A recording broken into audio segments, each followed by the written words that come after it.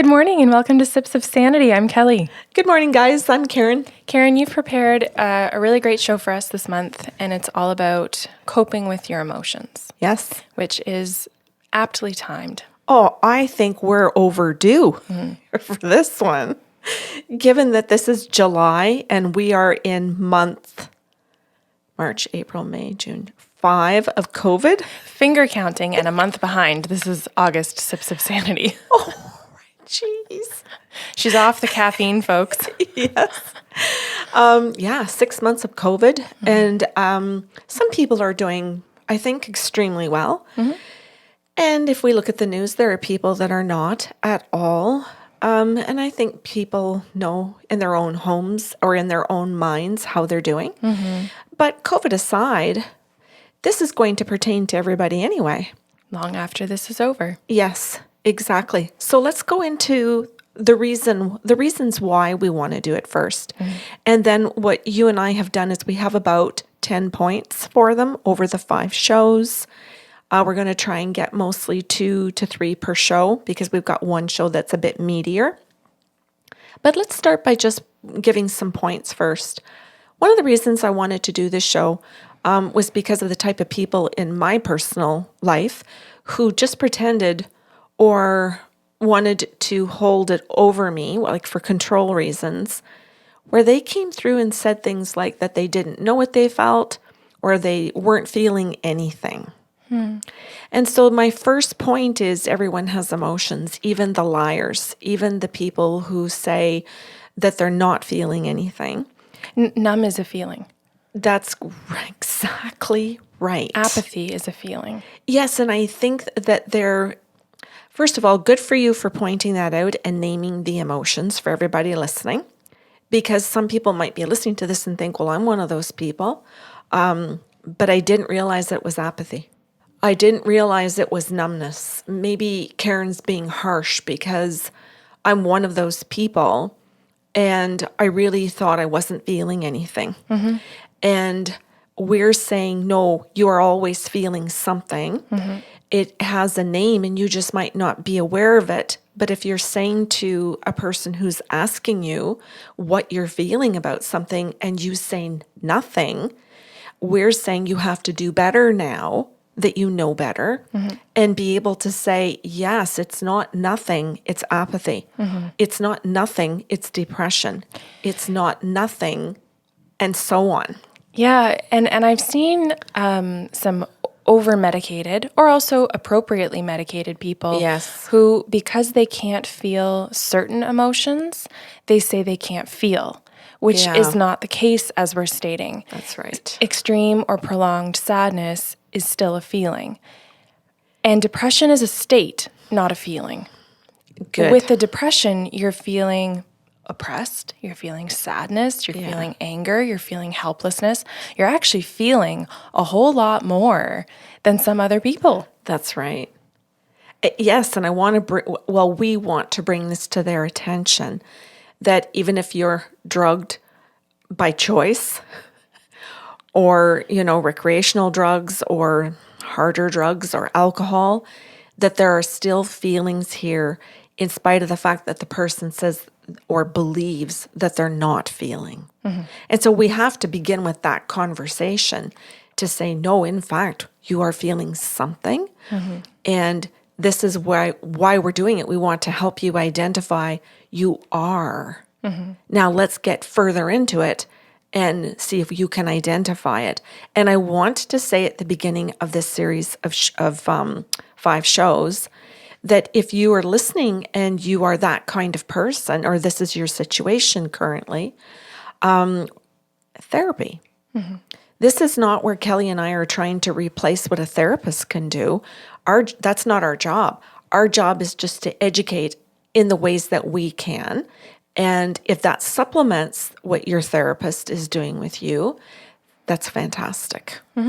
Or if you're using it as a tool in social conversations, that's fantastic too. Okay. One of the other reasons then, so I've written these down. This is I'll say quite intense, and I don't want to forget things. But I've just sort of led into the next comment or the next point, and that is that emotions actually help us communicate. So for people who say that they don't have a feeling or any, they're shutting down communication. And the person who's trying to communicate to you, who's trying to connect to you, is being refused. I know I'm going to take some people off the hot seat in case they're feeling upset with this, that how they've been communicating has been a brick wall. I know I've been in conversations with you where I have suddenly just said, okay, I don't want to be in this conversation. It's not because I don't feel something. It's because I feel strongly about not wanting to be there. It's because maybe I do actually have strong disinterest in the topic. Yes. And those are still okay emotions. Yeah. And they don't have to be something offensive when you communicate them. It can simply be, okay, yeah, I'm not in this anymore. Okay, let's continue that one for them. So you have said things like that to me. I'm not in this conversation, or I'm not feeling this, or whatever it is that you've stated. And my response is, good to know. Thank you. Yeah. And I want to clarify, just because of the wording that you chose, probably subconsciously, when I say I'm not feeling this, I mean I'm not in the mood for this. Right. That's fine. Yeah. And I just want to say that because it's not an attempt to not communicate. It's a very solid effort to say, this isn't how I want to feel. Yeah. And then I can respect it that you're telling me that. And I don't take that personally, is what I'm saying. Oh, yeah. I appreciate it. That's why I'm saying good to know. You're conveying something to me with integrity. I appreciate it. Which we'll get into in later episodes. That's right. This whole process. But I still think it's important to point out that you can be in the middle of a conversation or an experience, not even talk, right? And decide, I'm not wanting to be here. I don't like the feeling I'm experiencing. But that all takes a lot of self-evaluation on a consistent moment-to-moment basis to see whether or not this is meeting your needs or it's shifting you emotionally in a direction that you're enjoying. Yes. So they're going to hear us bounce around in these shows.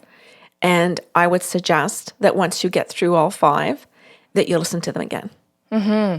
Because they will combine. And as you learn in each one, if you go back and re-listen, things might sink in on another level. I know I'm like that. I have to get everything like 3 times. And then I feel comfortable with what I'm learning. Yeah, and I think too, I've learned this from years of coaching, that if you're listening to this, just pick one scenario in your head. Just pick your partner or pick a work situation or pick a friend. Don't try and bounce around and think about all of the different scenarios. If you are someone who's still learning the concepts and wanting to know how to piece all of these things together, stay with one example in your mind. I did that when I was reading the books. I would pick one relationship and I'd read the entire workbook, or, like the forms of verbal abuse. And I would just think of one and go through it. And then I would reread the book thinking of a different one because different things applied. And I was able to sink in and learn more, focusing on one thing, which is what you're saying. Yeah, and for those two, I know we'll talk about this later, but if you're listening to today's show and you're just understanding why we want to understand our emotions, stay tuned. The rest of the shows are on patreon.com. We'll give you more information as to where you can find those. Yeah. So the next point is emotions motivate our actions. So if we understand and recognize what our emotions are, then we make better actions. Even in challenging emotions. Yeah, and this is conscious or subconscious. Yes, 100%. And I'll say, again, I like taking people off the hot seat. I said to my partner yesterday, could you please pick up your mug off the bed and put it in the kitchen sink? It doesn't belong here. And I thought I communicated that very well. And he would say, well, your stuff's on the ground. And I had to sit there and go, I didn't realize that you felt offended or defensive by the comment I made. Yeah. Because you just came back with an attack when all I was trying to communicate was what needed to be done. Right. And so in there, when you're talking about we're motivated by our emotions, if he's not checking in to go, oh, I feel defensive when she calls me out on that stuff, then you can't get to a different place of, that could be correct. I don't feel good about how I felt in that moment, but that must mean that I don't like what I did there with that mug.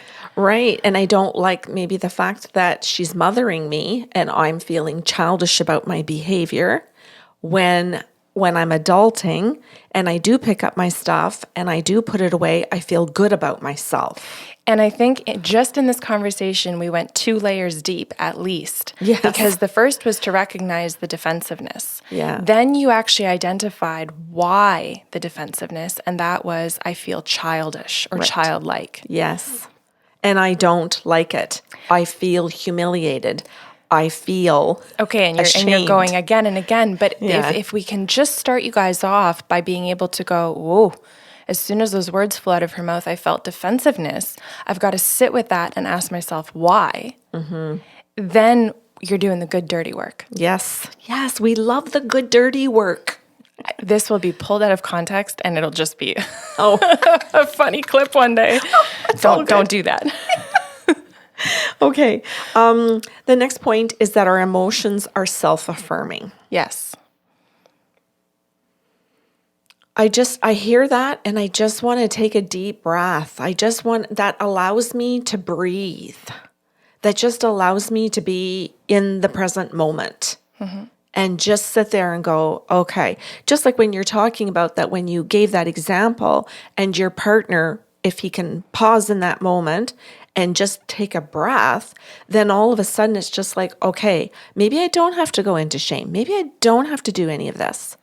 When we take that pause, that breath, and sit in it, it just kind of opens things up a little bit. That was not the direction I thought you were going to go in with self-affirming. Oh, so can I illustrate something really ugly? For sure. Yeah, when I think self-affirming, when we're really listening to our emotions, I'm going to use the same example. Had my intention been to be making my partner feel childish, if my intention was to point out his childishness and make him feel bad about it, and then he went and felt it, if he was able to sit there and go, holy geez, like that comment came out, not very nicely, and now I feel this way. If he turned to me and said, was your intention to just let me know so I can get it done, or are you that mad and you're trying to make me feel bad about this? You're trying to make me feel like a child. If I can sit there and go, yeah, I've been mad, I've been stewing all day, I wanted you to feel my anger, then him identifying his own emotions can affirm that my intention really was to make him feel that way. And so he doesn't feel crazy. Oh, you did a beautiful job explaining that. Yeah, thank you. Now, of course, that wasn't my intention, but there are many relationships where this is the case, whether it's your partner, whether you're a parent doing this to your children, or it's your boss, or your supervisor, or a coworker who thinks they're above you, right? Yes.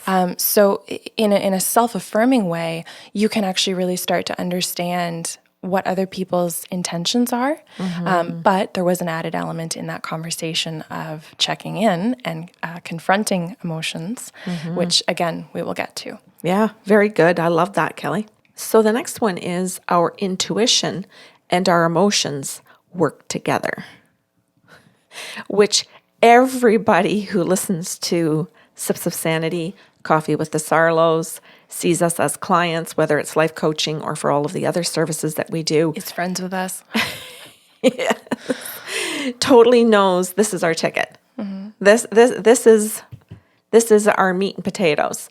Putting our emotions and our intuition together, because they are two, and our mental thoughts and our physical bodies, of course, all 4 components of our human experience, but that these two work together beautifully. Yes, they're a perfect love child. Yes. And so if you're ignoring or you're suppressing or you're denying or you're doing anything unhealthy with your emotions, then trying to be intuitive is going to be impossible.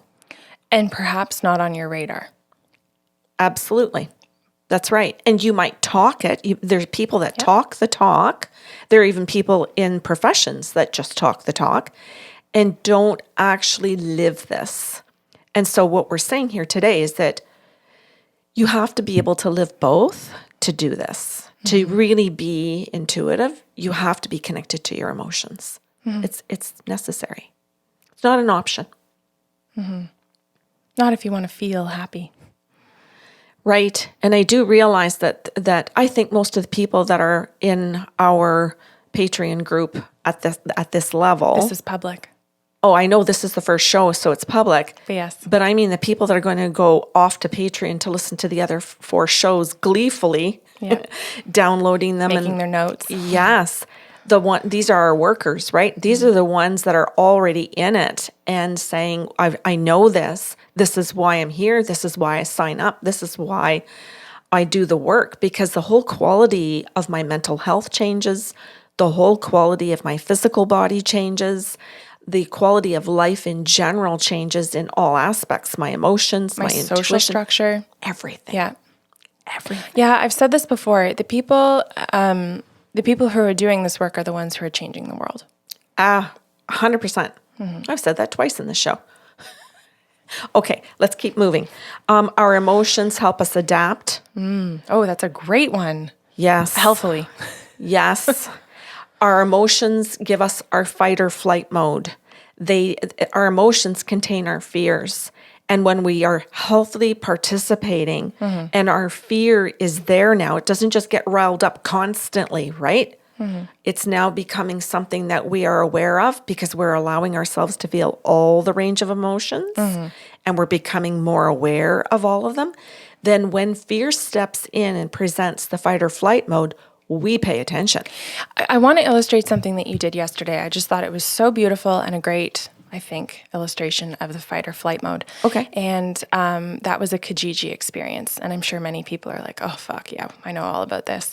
Okay. So I won't give the whole backstory, but you were going to pick up an item that you had purchased on Kijiji. Right. And because of COVID, couldn't enter the house. He couldn't get it out of the house. Yeah, I needed help. Yes. And the woman, just happened to be a woman, completely lost her shit and just said, this wasn't the arrangement, blah, blah, blah, and just came at you. Yeah. And everyone knows what it's like when you're being attacked. Yeah. What happens, and you can think about it yourself right now, if you feel it in your gut first, if you feel flush in your face, if you feel numb in your limbs. The fight or flight is taking over the whole parasympathetic nervous system at that point. And in that moment where you maybe blink or take a breath is your choice point of how you're going to respond to the fight, flight, or freeze, which we know is now a part of that.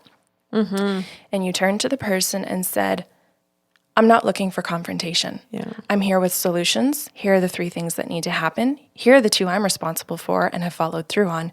Third one is yours. Yes.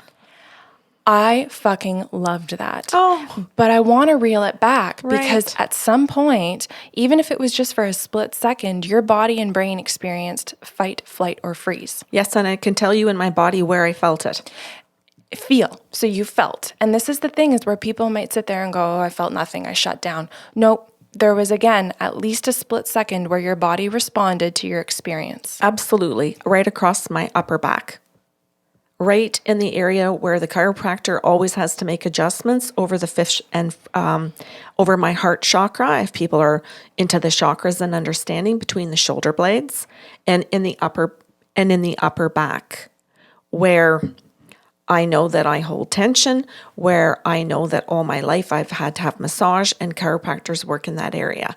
That's exactly where I felt it. And I know other people would say their stomach flip-flopped. I gave you mine. Yeah, or their leg muscles tightened, or their hands clenched. I felt it all across the heart, all the way through the back area. And I did have that moment. But I just simply remembered thinking, no, this is not what I've signed up for. But the point in show number 1 is to identify what you felt. Yes. And your body intuitively told you what was happening. Yes, exactly. And that's why we need the flight, fright, or freeze. Yes. To tell us what we need to do next. That's right. And that's why we can't disconnect from our emotions. So if you are someone who insists that you feel nothing, then you can't healthily go through this process. That's right. You are in freeze 100% of the time. That's right. And freeze means that other people know you hit freeze. you may hit freeze and stay there for 5 decades and never move out of it until you're dead. And that means that everybody knows you're living in that place. That you can be easily controlled. Yes. Or if you are a freeze person, you may be the one trying to control everything. Yes. And swinging from overproductive to freeze again, not ever knowing what the healthy in between is. Yeah. And we want to get people out of this. So this is the first part. Now I want to go into number 1 today in this show and give them at least that so that maybe if they're enjoying this conversation, we hope they are, that they understand a good value to heading over to Patreon and checking out the tier with Sips of Sanity in it. And to let the people who don't and haven't done this yet understand that in patreon.com, there will also be a tracker for this. Habit tracker. A habit trackers, yeah. And there will be reflective questions. And we do these extra things to go with these shows, and we make all of those available for them. So that you have homework and accountability. Yeah. Yes. Yeah. Okay. Okay. So the first one is just to be aware of your emotions, which you and I are talking about. And I liked the example of going right into where do you feel it in your body? And I want to add to that too, that some people might think, well, I don't know. Karen talked about where she felt it, but how did she know that? Body scans. Thank you. I was going to say things like you can also know when you're doing yoga, when you meditate. Oh, go ahead. Interesting, because and I know there's thousands of different kinds of meditation, but I don't think about connecting to my body when I'm meditating, because the Northwestern idea is let the thoughts go, focus on the breath. And if you're starting at square one, you're not really tuned into the muscles in your calves or behind your knees when you're trying to just focus on a breath and not having a thought. So I go back to the very basics of don't worry if thoughts creep in. If you can, though, actually give yourself something to focus on and let it be the different parts of the body. And we do have that available if people want to request an audio clip of that, where we walk them through paying attention to their toes, the muscles in the tops of the feet, the ankles, and working up to the tip of the head, focusing on all of the different small muscle groups and large muscle groups so that they can tense, release, and understand the difference between what tense and release actually feel like. I'm so glad you explained that, because I forget what other meditation teachers try to teach about leaving the body. Yeah, no, like let's just be aware of the body before we try and get out of it. And you and I are big on that, about staying in it and feeling it and being and creating a sense of awareness around yourself. So I always forget that other people skip that when they teach meditation. Oh yeah. So I'm glad that you have stressed that we want them to stay in the body. Mm-hmm. Okay. I always, when I started, you think you're supposed to meditate and find peace and bliss in life. I remember thinking, it's like someone put a blindfold on me, put me in this foreign house, left the blindfold on, and then just started screaming, find your way out, get out of the house, get out of the house. And it was just like, what? I don't even know what house I'm in. I don't know where the exits are. Like, yeah, that's awesome.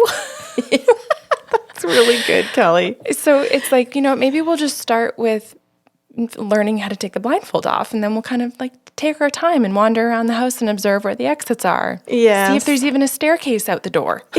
Yes, a window. I can see differently through.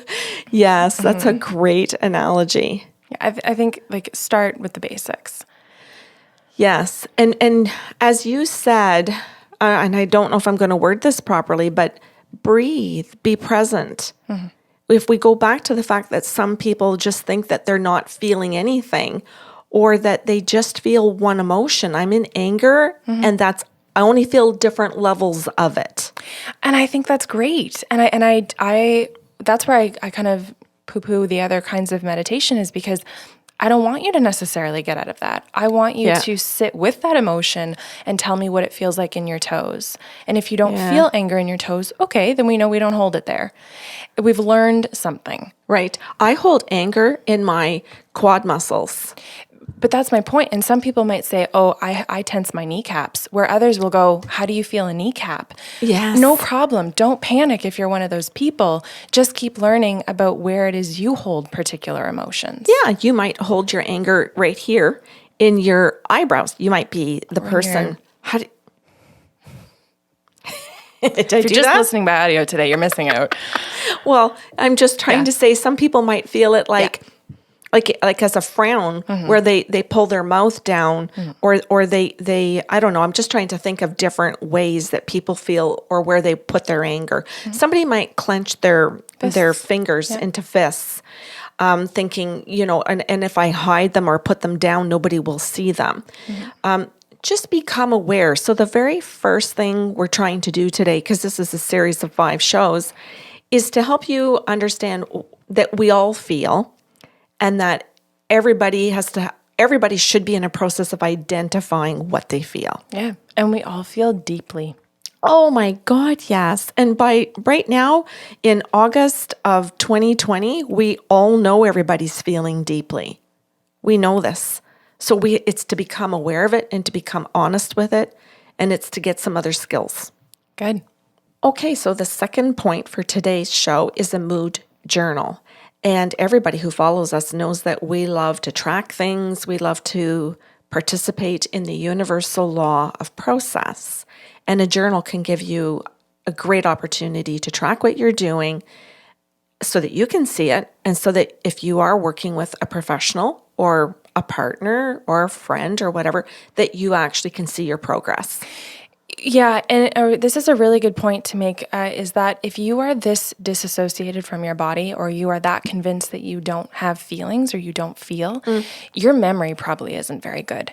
And so the simple act of tracking things will actually help improve your memory. Yeah, it sure does. Okay, so in the mood journal, the very first thing that you can do is to just identify the mood, to name it. Now, some people are going to think, how do I do that? What if I don't know? What if I'm one of those people? Go to the internet, go to therapy. I'm going to say these things over and over again. Oh, sorry, go ahead. Give yourself a scale. If you don't know the word yet, if you don't know the feeling itself, tell me on a scale from 1 to 10 how good you feel. Because sometimes people do find it easier to give me a number than they do a word. Okay. So if you sit there and you think, oh, I kind of feel like a 4 out of 10, okay, then we can just start figuring out in a different way what a 10 looks like. And then you'll figure out along the way how to assign words to it. Right. I was also going to suggest too, Kelly, that people can draw it, they can sketch it. There are people that are artistic or who aren't artistic at all and can draw smiley faces and angry faces and like the emoticons. Is that how you say that? Yeah. Go ahead. Any way you can buy stickers, you can there's lots of different ways to do a journal, because some people, as soon as they think of journal, they're wanting to shut our show off because it's like, shut me down right there. I'm not a writer. I don't use those words. And we're trying to say, well, there are other things that you can do. There are other kinds of journals. That's right. And there are emotional journals. Yep. I would never, ever buy a blank paper journal because I would never draw. I would never paint. I would never color. I need the lines because that's what I gravitate to and identify with. Some people would never buy line journals. They would buy the dots that create a grid because it helps them do whatever they're doing. And whatever you need, get that. Or get a couple. Maybe you do have a journal that has a blank page on one side and a lined page on the other side. Oh my God, remember the Hilroy books when we were kids? Okay, I don't mean that we were kids at the same time. But the half blank page and the written page on the bottom. Oh, no.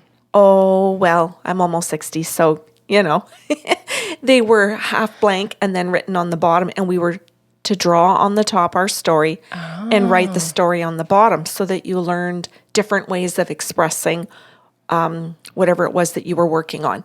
So we want you to come away from the show today thinking, okay, I can get different types of journals. My paintings can be my journals. There's a variety of things that you can do here. Be creative and figure out who you are. And you might also be trying to figure out who you are and think at the beginning, I couldn't possibly sketch. And maybe a month in, you start sketching a few things and you don't care what it looks like.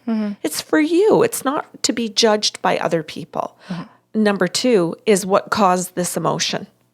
So this is where you're going to do some self-reflection, or it might be right in your face. That's not rocket science, Karen. She told me to pick up my cup and put it in the kitchen. This is what caused my emotion.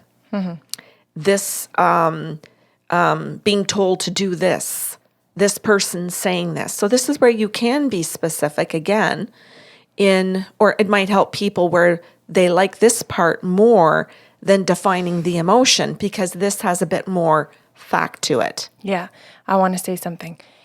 You don't have to do this right. You don't have to do it and have a big aha or a revelation.